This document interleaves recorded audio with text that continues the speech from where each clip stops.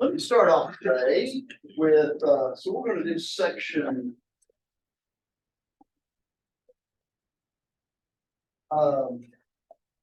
Linear transformations, matrices. Let me start off with a little bit of notation. And I'll use this frequently moving forward.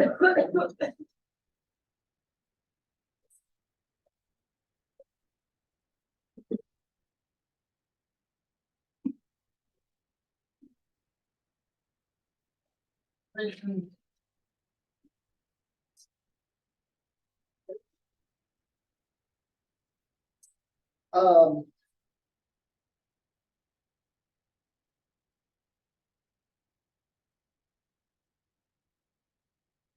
when I write the vector E1, that's a 1 at the beginning, 1's there, and all the rest zeros. E2, 0, 1, 0. So this is just all zeros except for 1 in the second place. 3.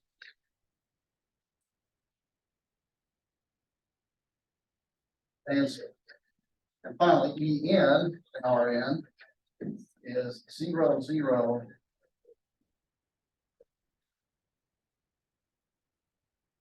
By the way, just for giggles, can somebody tell me some nice properties these vectors have? Yeah. If you add them all up, you get all ones. I Okay. don't know if that's useful, but Well, in fact, you're on the right track with something. These vectors actually span Rn. Right? Because no matter what I wanted in Rn, isn't this A1, E1 vector?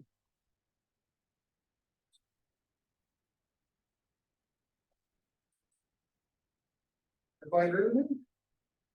So that's one cool thing about these vectors is they span Rn.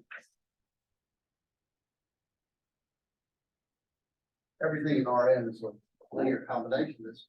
And what other? There's another kind of sexy property they have. Do I know what it is?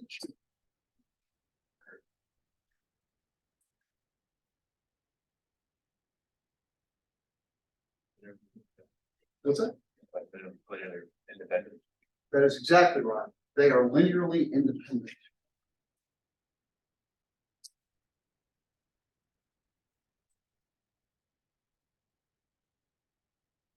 They both span and they're linearly independent. By the way, how do you check for linear independence?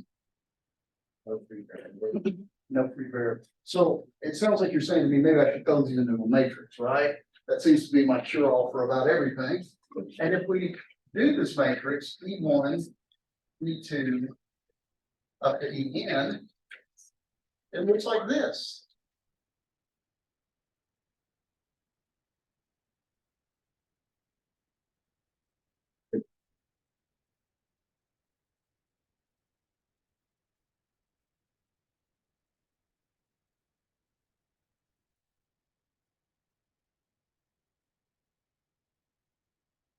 Right, group? And actually, there's kind of a cool way that we can tell both of these things, right? This matrix must span Rn because there is a pivot in every row. And because there's a pivot in every column, it's exactly what you said, there's no free variable. So it's linearly independent as well. And also, I throw this in because this matrix that I built out of these E's, I'm going to call In. I call this the N by N because notice this is a square matrix. There's N rows and N columns. The identity matrix. Does anybody know what special property the identity matrix has?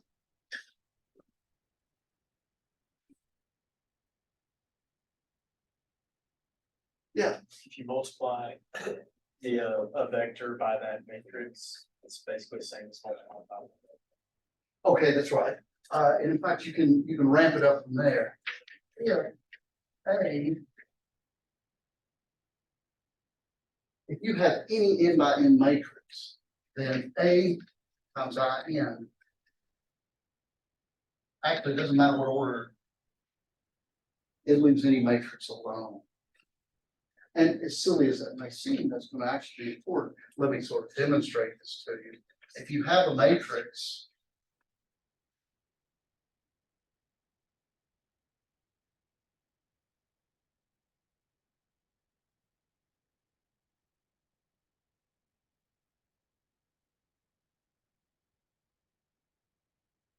we multiply it by IN.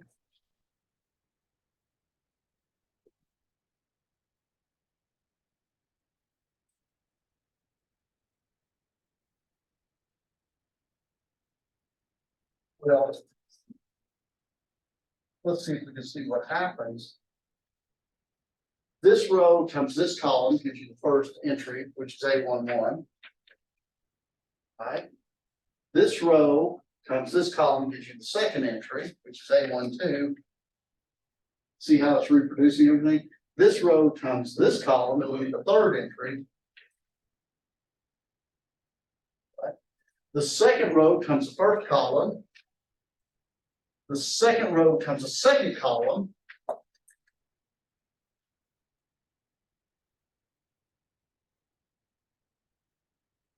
And so actually, this is why it's called the identity matrix. I only did the multiplication on this side, but if you do it in the other direction, you'll see it's true as well. When you multiply it on either side by the square of matrix A, you get the same matrix, right?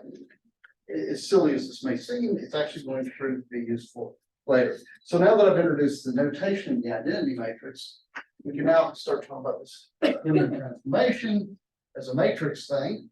And today we've got a big reveal on the relationship between linear transformations and matrices, an official big reveal. Let me start with kind of motivating. Excuse me, real quick. Yes, What's the name of this section? 1.9. I don't know, but maybe it's like linear transformations as a matrix or whatever, but that's what I'm doing. All right.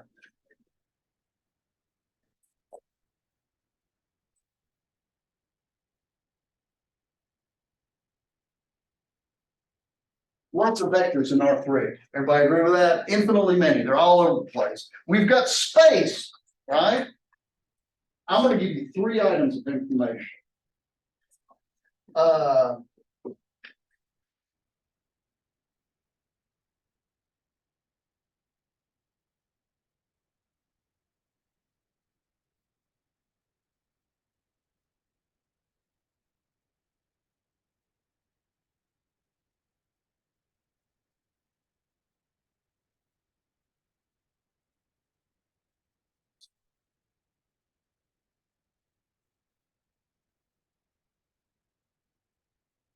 I am just going to tell you what this linear transformation does to 3 vectors. That's it.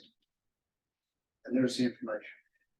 That sparse information is enough to tell you what this linear transformation does to every conceivable vector in R3. This information completely tells me what this transformation does. And I'll show. I'll demonstrate this.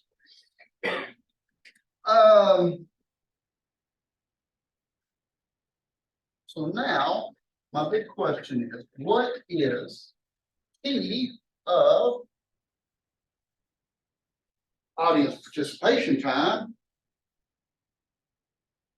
Give me a vector. 2, 3, 1. I am curious. I've always wanted to know what this linear transformation does. 2, 3, 1. This is my big day. Okay. Let me point out that I can break apart the vector that you get, right? In fact, can I do this?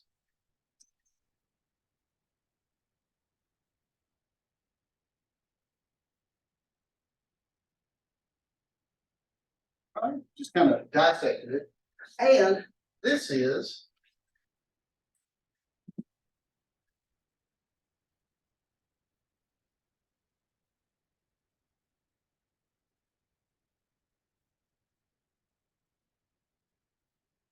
I agree with that, right? Because this is 2 times 1, 0, 0, 3 times 0, 1, 0, and 1 times 0, 0, 1. Agree?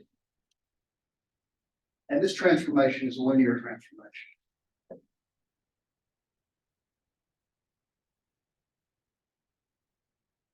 And so this is actually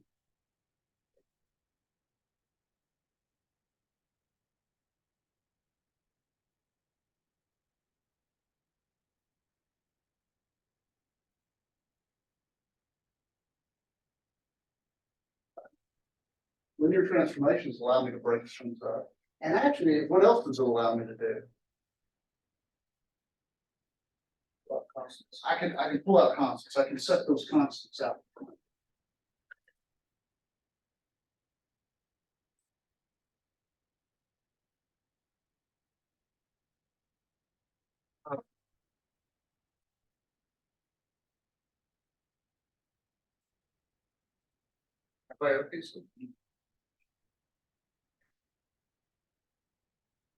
So what do I know? Well, how about that? I know what T does to E1. It's that. So this is 2 times 1, 2, 0. Correct. Plus 3 times 5 minus 5, 3. Plus 1 times 0 minus 1.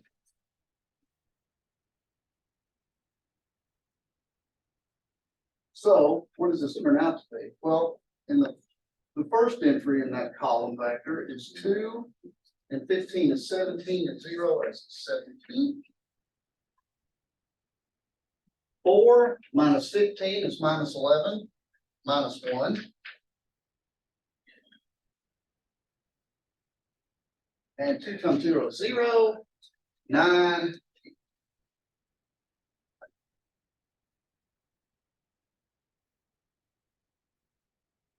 Everybody okay with that?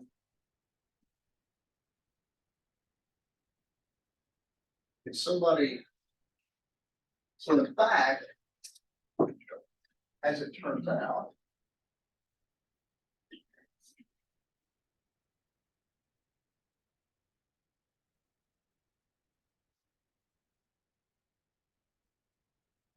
fine.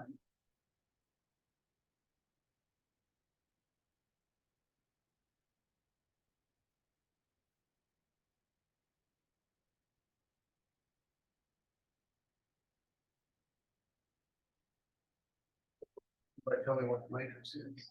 Yes. 1, 5, 0. Which way are you going? Going across the top? I guess it's just the matrix of TE1, TE2, and TE3. That's exactly right. So notice E1 is this, E2 is this, E3 is this, or T does that to him. So no, it's 5 minus 5, 3, 0.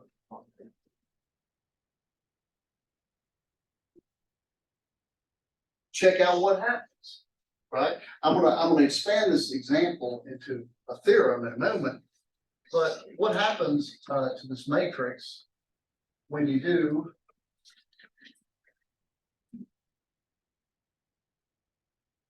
yeah, I'm gonna put this over here too, so we can check it out later. This was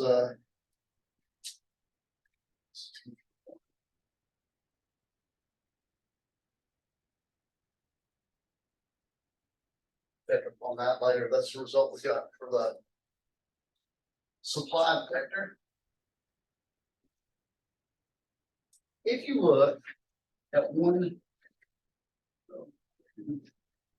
0, 3, 1, if you multiply this by E1,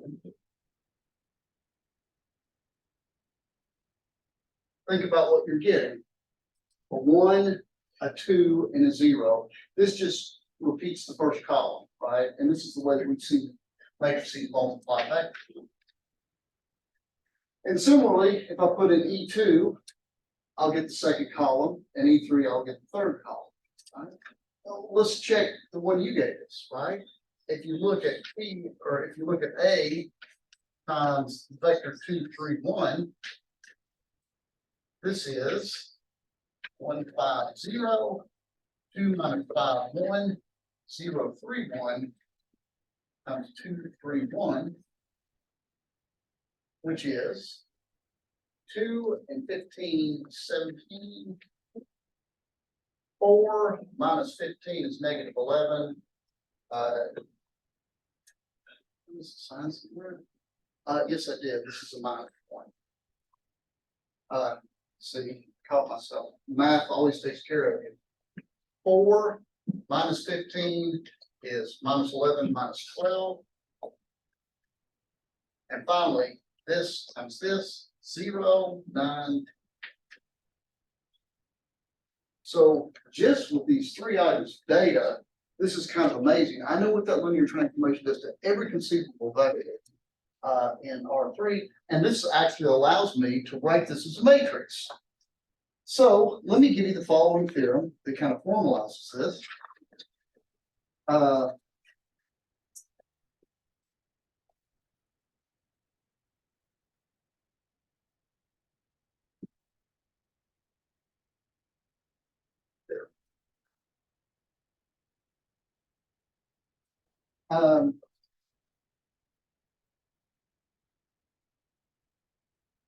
Let T go from Rn to Rm be a linear transformation.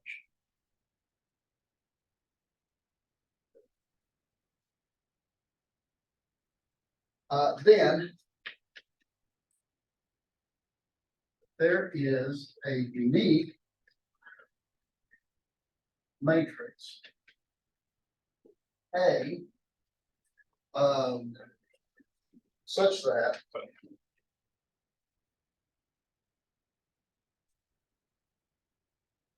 Px equals Ax. And let me clarify.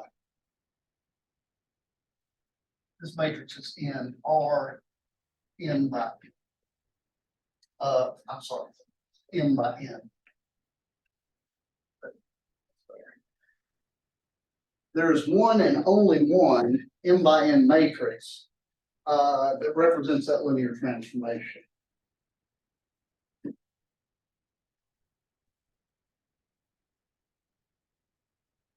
And actually, I'm going to tell you what it is.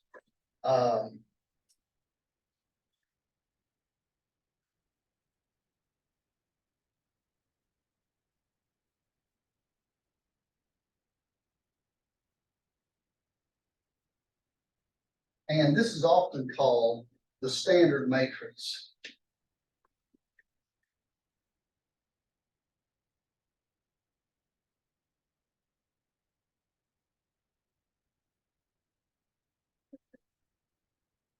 So that when you make the columns by seeing what the linear transformation does to E1, E2, all the way up to En in order, and that matrix you get is called the standard matrix. And that will represent your linear transformation in the sense that to plug in a vector P, it's the same thing as multiplying that vector by that matrix. Right. So I'm going to actually do a quick demonstration of why this is true. And this will mimic the example that I did before.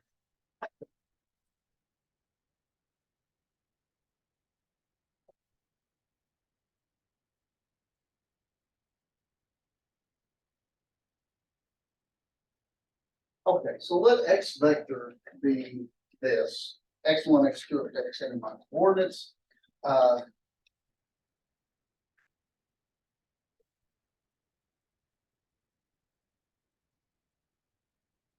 Almost, I'm doing something silly there. X is In times X, right? I think you pointed out that when you multiply any vector by, it just spits back out the same vector.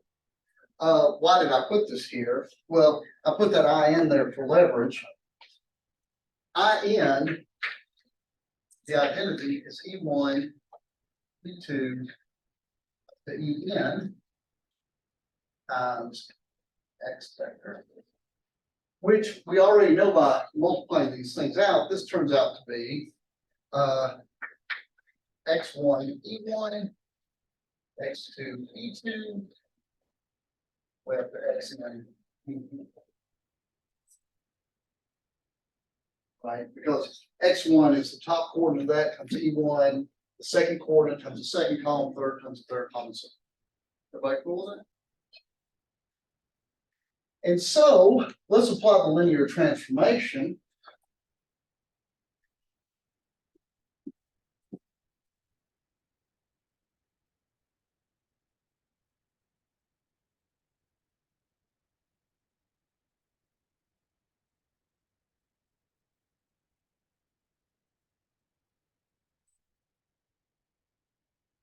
So T of X is T of this.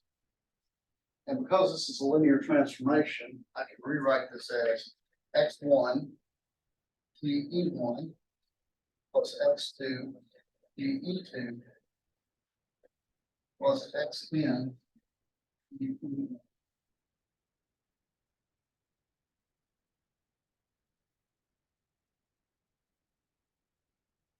And sort of doing a reversal of this is just the matrix TE1, TE2, all the way up to TEN times vector X.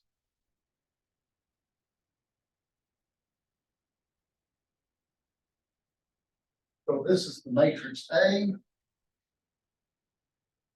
times vector X. And there we go. Okay, any questions on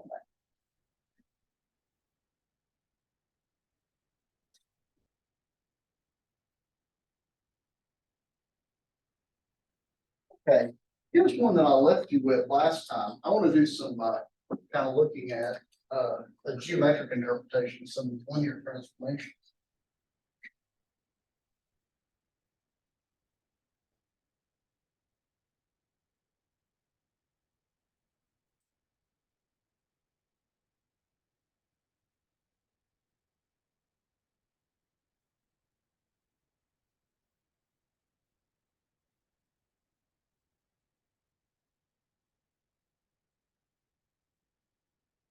So, look kind of some geometric interpretations of linear transformations in plane here. Your textbook, and you can find this all over the place, but there's some interesting pictures of this.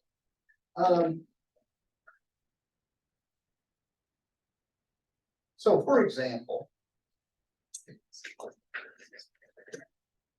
so this is going to kind of help you visually. It will probably also demonstrate to you why, if you're in computer science and engineering and things like this, you might want to have some linear algebra.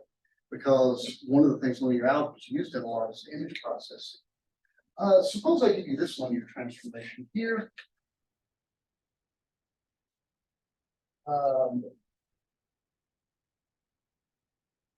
Right.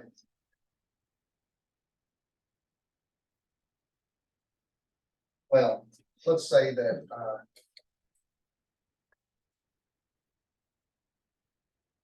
what if I have this let's go 0, 1, 0, 0, minus 1 X. So in other words, what this does, what if I use this matrix here, 1, 0, 0, minus 1?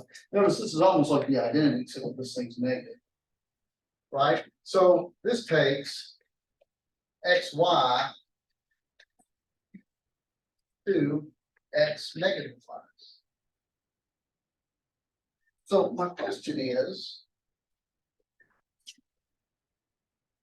if I had the unit squared here, what would it look like? So what would happen to this?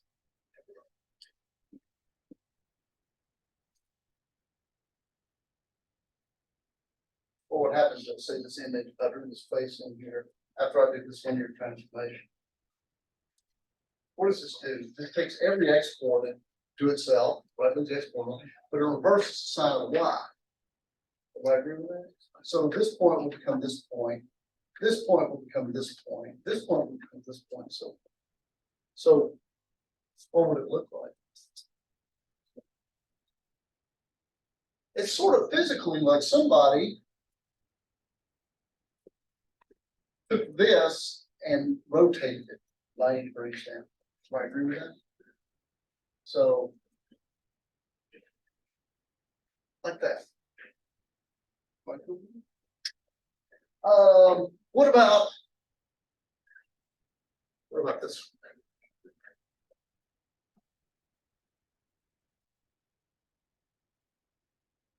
Um,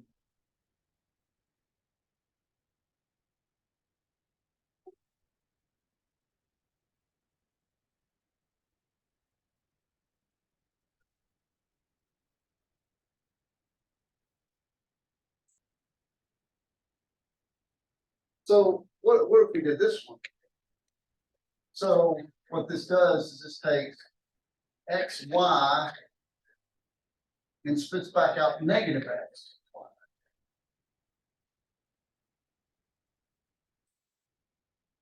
What if we have the unit square here? Let's put our little dude in here. This one's going to be too symmetric. So you know what? Just so we can tell what's going on, let's do the Vincent Van Gogh thing. Get one here. So what happens to this? Yes. Reflection over the y-axis. Yeah, this one reflects. This is like you put your little spinner here on the y-axis, and so what would happen is he now reflects over here.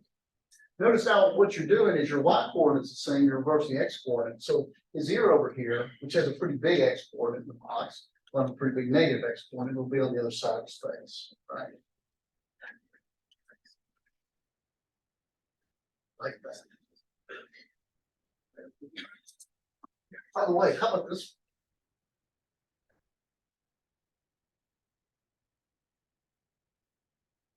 Oh,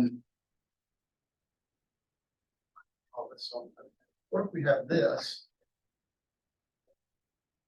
This is kind of fun. So in this case, any vector x, y, basically what happens is you've got a reversal of the coordinates, right? Y is replaced by x, replaced by y. Actually, you probably saw something in calculus that's like this.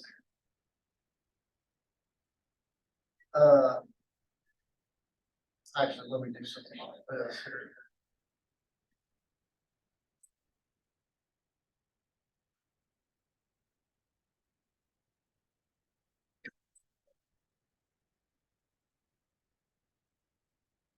Line in here. What happens to this line?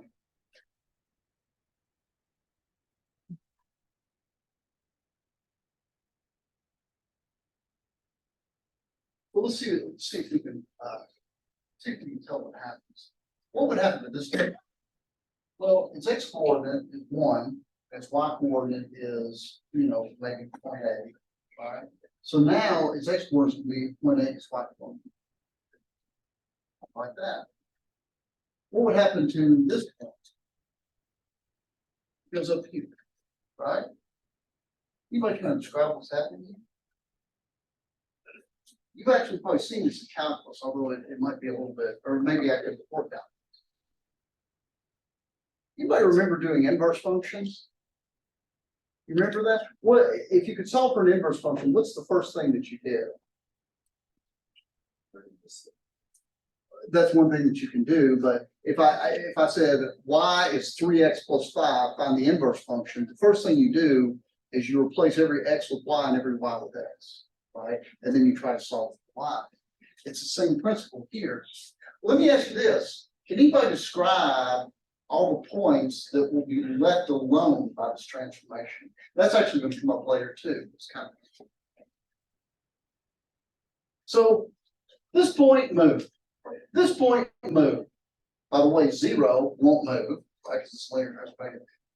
Are there any other points that don't move? Yeah. The other corner was one. Oh, he's right. This one won't move. This one won't move. Are there others? What else? All the ones on the diagonal. That is correct. Everything on the diagonal line y equals x will be left alone. Because if these two are the same, you can't tell the difference after the linear transformation, right? So what actually happens is you basically get a reflection around the line y equals x. This point where it intersects, that's got to be the same. This line will turn into this reflection around it. There's lots of things. We did an example last time with the shear transformation where things got spread out this way. So you might do some simple ones in the plane and see if you can figure out what happens with this linear transformation. If you make your matrix too complicated, it'll be kind of hard to tell. It'll be kind of smeary, if you will. But with simple ones, sometimes you can get some nice pictures going on. Okay, I need to give you a couple of definitions, and then I'm going to give you a couple of theorems. One of them is actually, I'm going to give you more than is in the book, which will be more useful. Definition.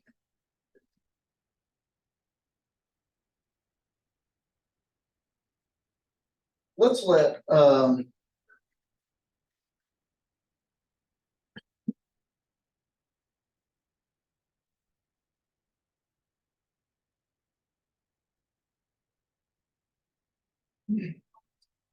suppose this is linear transformation. We say T is onto if, by the way,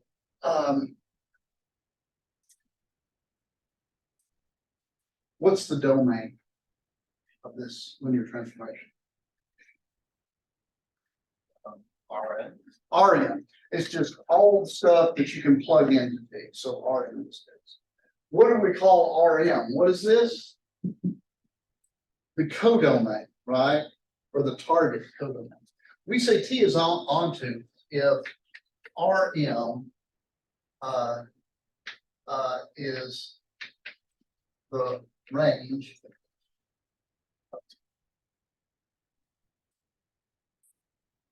so codomain is equal to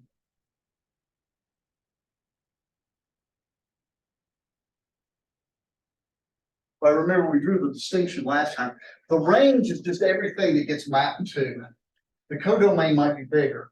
If everything in the codomain is not lonely, then we say that this is onto.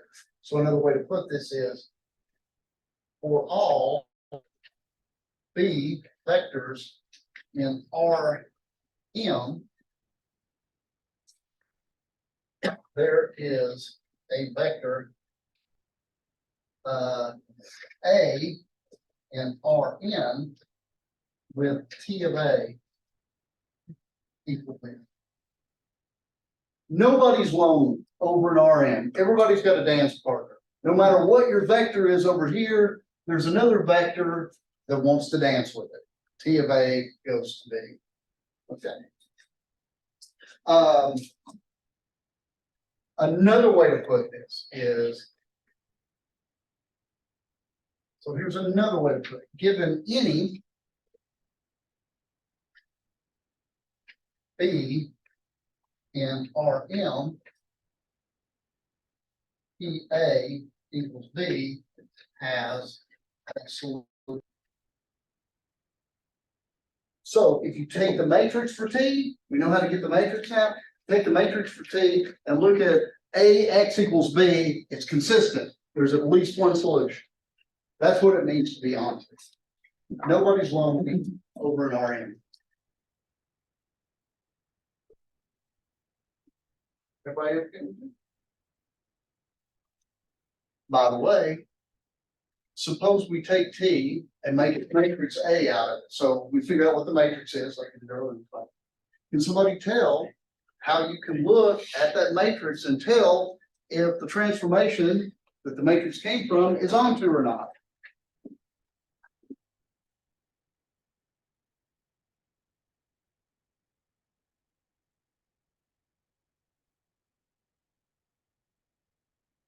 Anybody remember?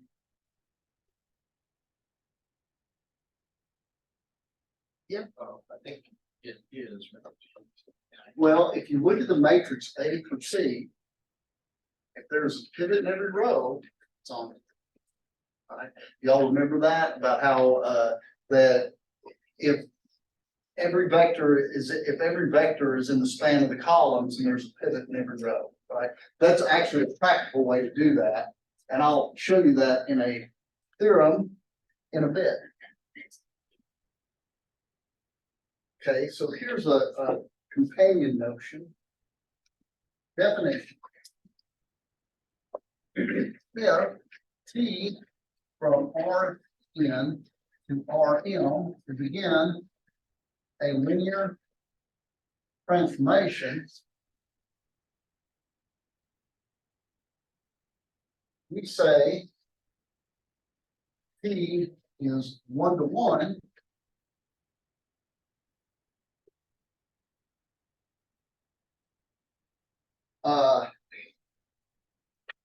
If each B in Rm is the image of at most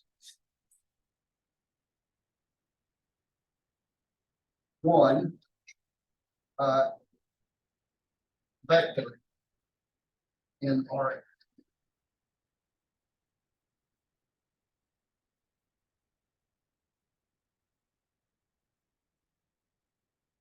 So if Tx1 is equal to Tx2, then x1 is equal to x2.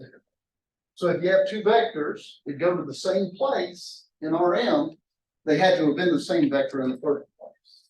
Or equivalently, if two vectors are different, then Tx1 not equal to Tx. Let me kind of give you something to keep in your mind, you know, kind of a visualization of what it means to be 1-to-1 or onto. And I'm not going to do this with vectors, I'm going to do this with just finite number of points that illustrates the point.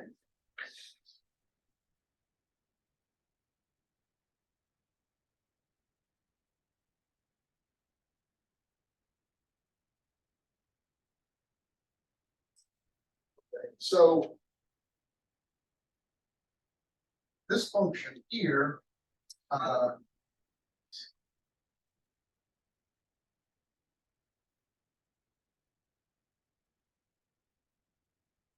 this function here is 1-to-1.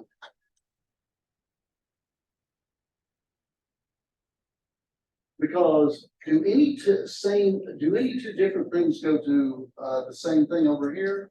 You know, they all, it's kind of separated out, right? Nobody's jealous. Is this onto?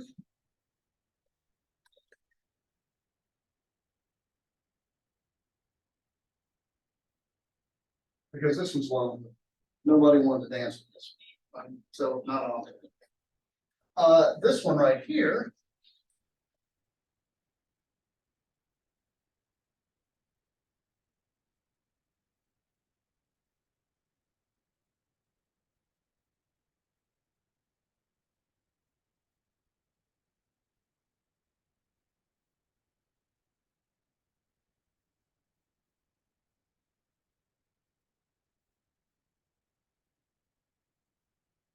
This one's not 1-to-1 because everything goes to the square, right? These two different things go to the same square, not 1-to-1. It's also not onto because this little star here is kind of lonely. Can we fix this and make it onto? What can we do? I feel bad about star not having an dance partner. So what I'm going to do is these two right here are going to change their mind. I'm going to make a different function now. These three go to the square. and these two go to the star.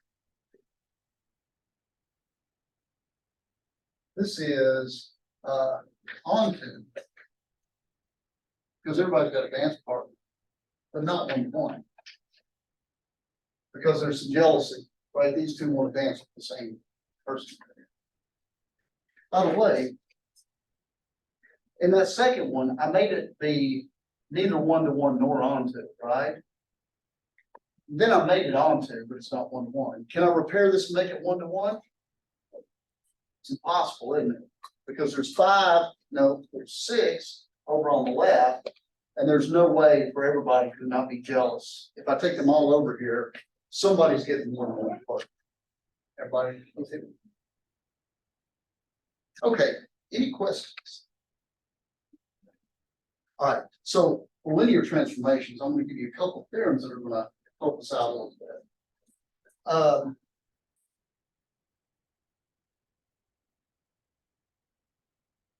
First of all, this is kind of a real nifty thing here. Theorem.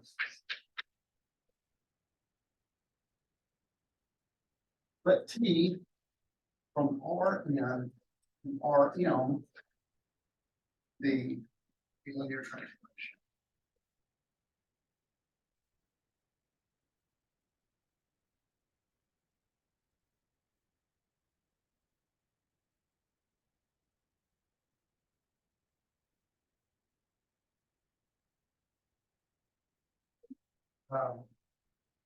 T is 1-to-1 if and only if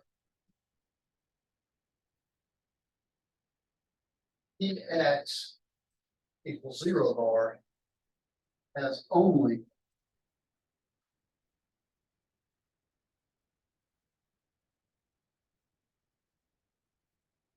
notice, remember, a linear transformation must take the 0 vector to the 0 vector. That's something we had last time. Remember that?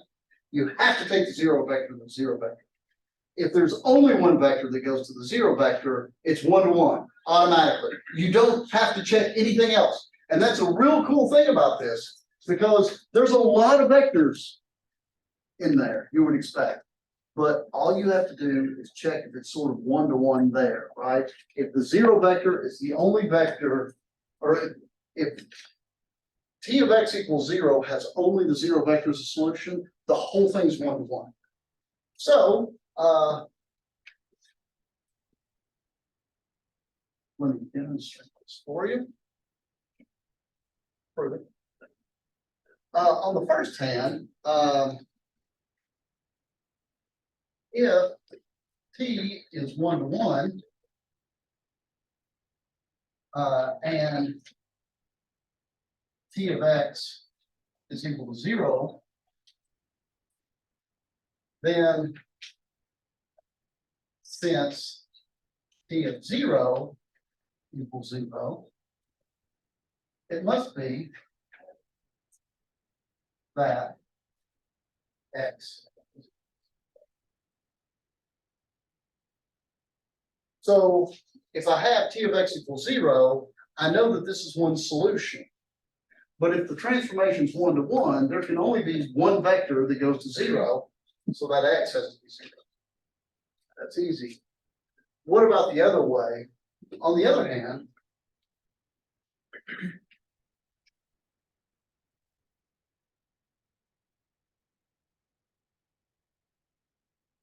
suppose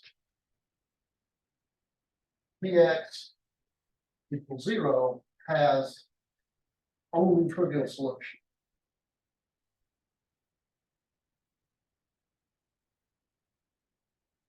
Now, what I'm going to do is I'm going to show it's 1-to-1. I'm going to show T of x1 is equal to T of x2. The next one and x2 have to be the same. Suppose T of x1 and T of x2 are both 0. Suppose that I find two vectors that both go to 0. Right. I want to show that you're going to get the trivial solution. This means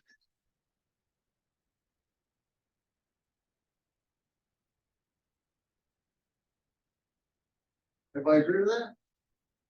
all I did is subtract, right? T of x one minus T of x two is 0. But this transformation is linear transformation.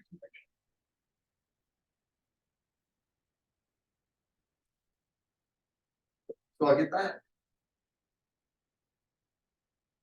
So x one minus x two is a solution to dx equals 0. Because t, when you plug in x one minus x two, you get 0 bar. Well, what do we know? This has only the trivial solution.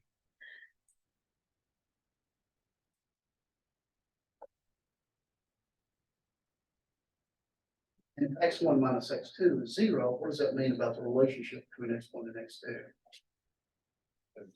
They're the same.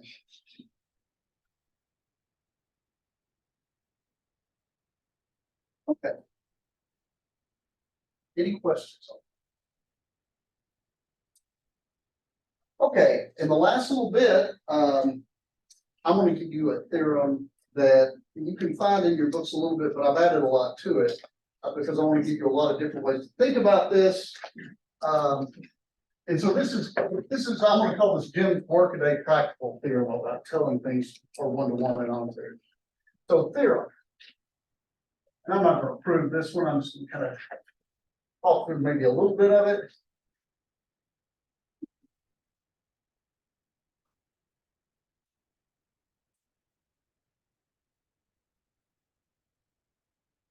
Suppose I have a linear transformation,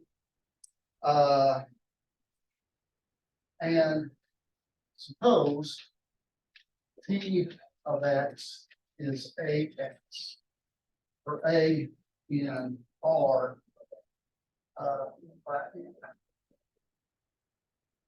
I mean, that's one of the big pieces that we learned today. If you have a linear transformation from Rn to Rm, I can write it as a matrix, right? Just by taking the columns to see what T does to the EIs. Everybody cool with that? So, A, T is onto. So I'm gonna list some equivalent conditions here. Roman numeral 1, T is onto. How can you tell this? If and only if the columns of A span Rm.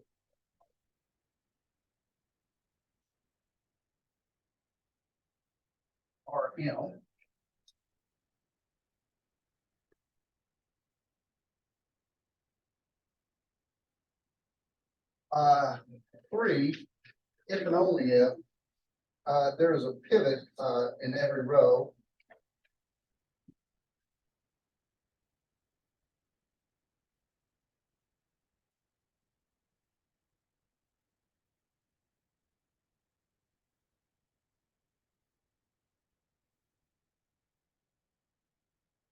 Right.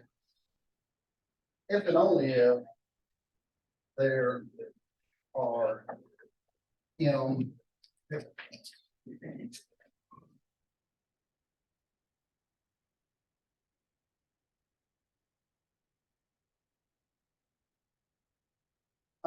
Number B.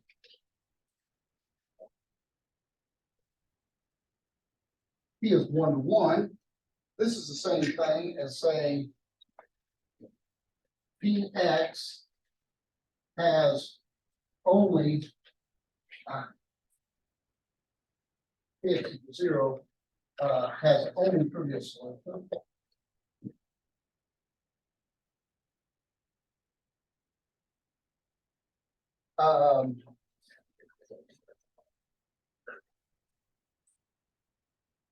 If and only if the columns of A are linearly independent,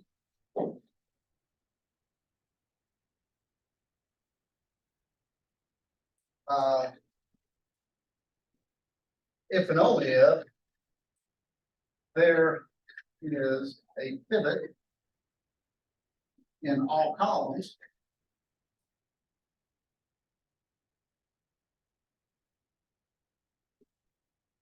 if and only if, there are, in pivot columns.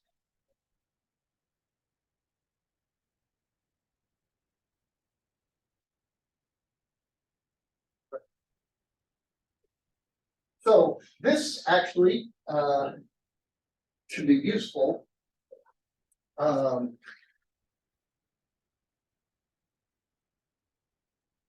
So these are equivalent conditions. How can you determine, and what might be the most useful is if you take a linear transformation, you want to know what it's onto, figure out what its matrix is, and look at its matrix.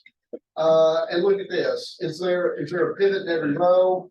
Are there M pivot columns where M is the number of rows in the matrix? Then that'll give you that it's onto. On the other hand, if you want to know it's 1-to-1, count the pivot. So this is kind of, I think, a hand-in-hand way to see things. Any questions? All right, well, you all have a good first Friday, and we will see you on Monday.